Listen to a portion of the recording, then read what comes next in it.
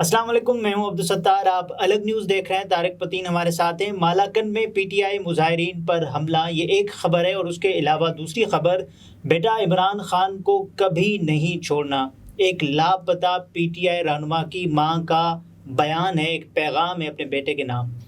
तो एक दिल लर्जा देने वाला। देखिए, उस्मान डार साहब, हमारे यहाँ बहुत से लोग ये कह रहे हैं, उनके बहनोई जो हैं उन्होंने भी अदालत से बाकायदा तौर पर रुजू किया है कि उनका पता चला जाए। अदालत ने इस सिलसिले में नोटिस भी कर दिया है। लेकिन मेरा सवाल ये है कि अदालत को उससे पहले एक और सवाल पूछना चाहिए था। इसके बाद कि एक उस्मान डार कहाँ हैं, ठीक है ना। और अदालत ने यही सवाल इस नोटिस के बाद अदालत पूछेगी हुक्काम से, जो निगरां हुकूमत सिंध में उसको भी और जो पुलिस है उससे भी अदालत ने सवाल किया है। क्योंकि निगरां वजीर दाखिला साहब ने ये कहा कि उस्मान डार साहब जो हैं वो गिरफ्तार हुए हैं, ठीक है। ये टेलीविजन पे आके उन्होंने बताया। अब अगर नहीं, निगरां वजीर दाखिला सिंध जो मोबाइल फोन पता नहीं कहाँ रखा जाए ये बता रहे थे, तो ऐसी जगह ढूंढी जाए इंसानी जिस्म में कि जहाँ वो गन बरदार जो है उसके सामने आपके पास जो है कोई ऐसी जगह हो कि मोबाइल बोला।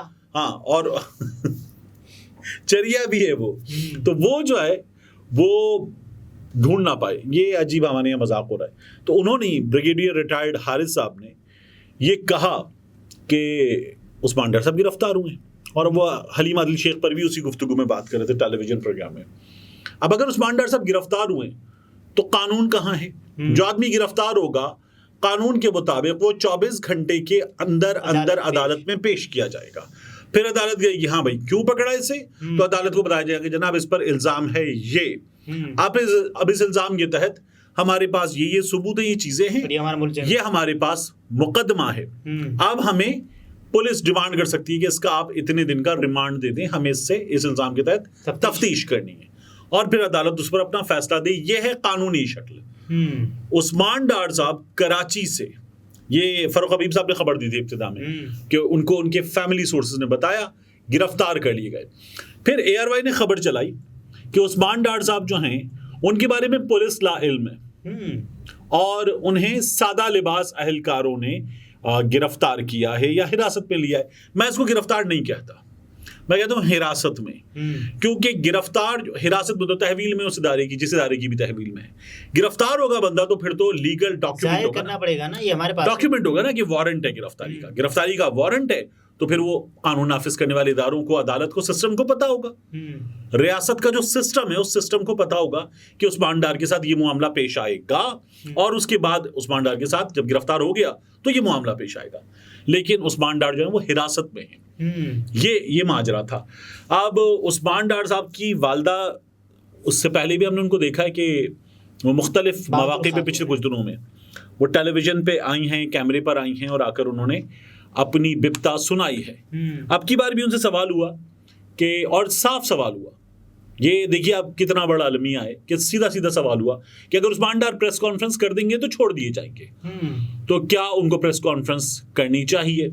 अब आप देखिए, ये हम लोग बार बार नाम ले चुके हैं, लेकिन एक बार फिर ले लेते हैं फैजुल्लाह कमोका का, और इनके साथ मुराद रास का, और ऐसे ही कुछ लोग और हैं जिन्होंने प्रेस कॉन्फ्रेंस की। कराची में क्या हुआ था, हम लोग मौजूद थे उस रोज जब 9 तारीख को इंसाफ हाउस शरफ फैसल पे, तो हमें कौन मिला था वहां पर? आफ्ताब सिद्दीकी साहब जी हमें मिले, और बाकायदा आफ्ताब सिद्दीकी साहब ने भी वो जो मास्क वास्क के वो सब चीजें लगा रखी थी।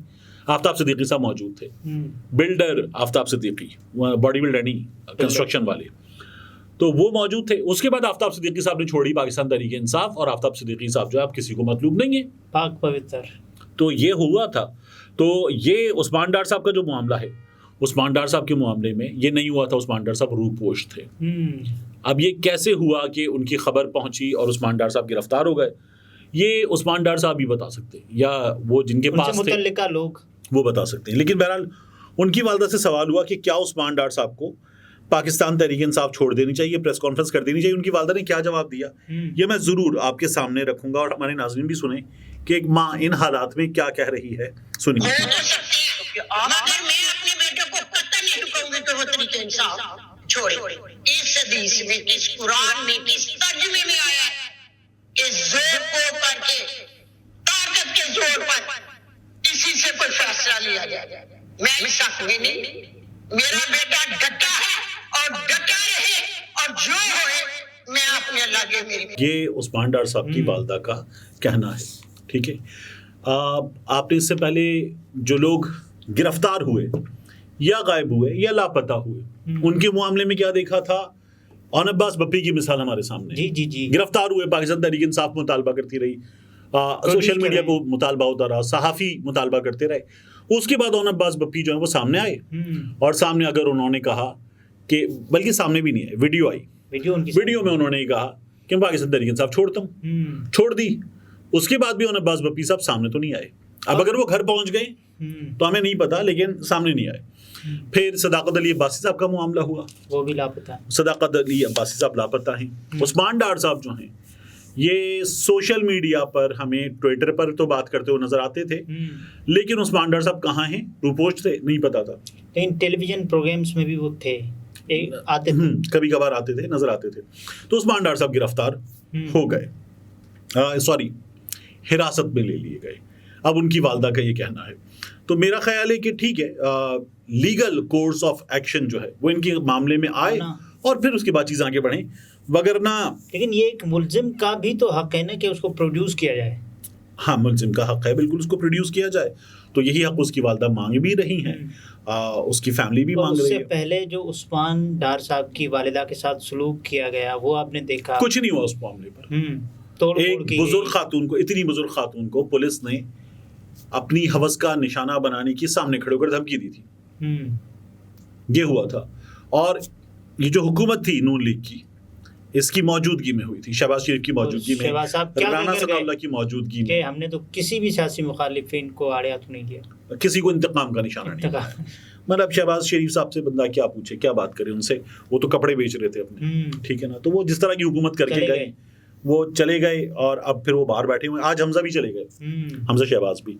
एनीवेज, तो ये मामला है। बहरहाल बात ये कि जो हो वो आइन और कानून के मुताबिक हो, दैट्स इट। ये आसान तरीन बात है। मालाकंड में क्या हो रहा है? मालाकंड में मुजाहिरा, अच्छा बड़ा मुजाहिरा, जिस तरह के हालात हैं उसके बावजूद अगर मुजाहिरा, तो बहुत बड़ी तादाद में लोग थे, उन्होंने मुजाहिरा किया, परचम वर्चम निकाले।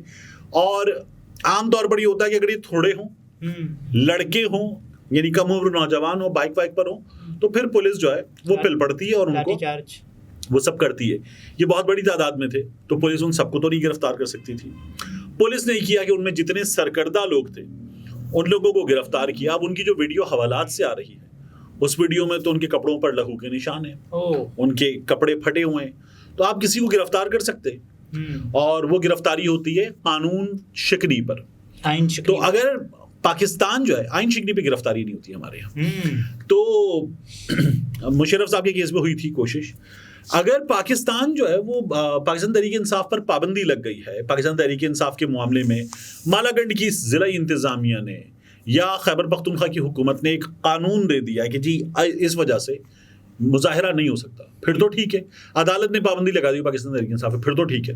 लेकिन अगर ये लोग एक जमहूरी राइट एक्सरसाइज कर रहे हैं सड़क पे आके, या फिर कोई पुरतशद्दुद कार्रवाई में मुलव्विस हो, तो कुछ भी नहीं हुआ था, तो अगर ये हो रहा है तो ये फिर अफसोसनाक है। और ये लोग जो हैं, जब इलेक्शन कमीशन ऑफ पाकिस्तान उनको बल्ले का निशान दे चुका, election commission of Pakistan Imran Khan की जमात के नुमाइंदों को बुलाने का, उनसे बात करने का ये पूरा प्रोसेस मुकम्मल कर चुका, खुद यहाँ आ चुका, उनको तो फिर उसके बाद इन लोगों के खिलाफ के होना ये भी किसी भी तौर पर कानूनी और आईनी नहीं है। लेकिन जो हो रहा है वो हो रहा है। कब तक होता रहेगा ये? देखिए, ये जो खैबर पख्तूनख्वा में हुकूमत है, ये हुकूमत जो थी, ये बाकायदा फजलुर रहमान की जमात, नून लीग वाले, इनके साथ पाकिस्तान पीपल्स पार्टी वाले, इन सब के चूं चूं का मुरब्बा था। फिर ये सब फारिग कर दिए गए थे। तो ये इस तरह की हुकूमत थी, वो तसलसल है ये हुकूमत। काकड़ सरकार, ये जो लोग थे, ये पीपल्स पार्टी में जाते जाते नून लीग में आने वाले थे, और फिर नून लीग में आते आते ये लोग निगरान हुकूमत में आ गए। तो ये भी नून लीग का तसलसल है, तो ये इसी तरह से जारी रहेगा। ये भी तारिक मतीन थे, गुफ्तगू आपने मुलाहिजा फरमाई। इजाज़त दीजिए, अल्लाह हाफ़िज़।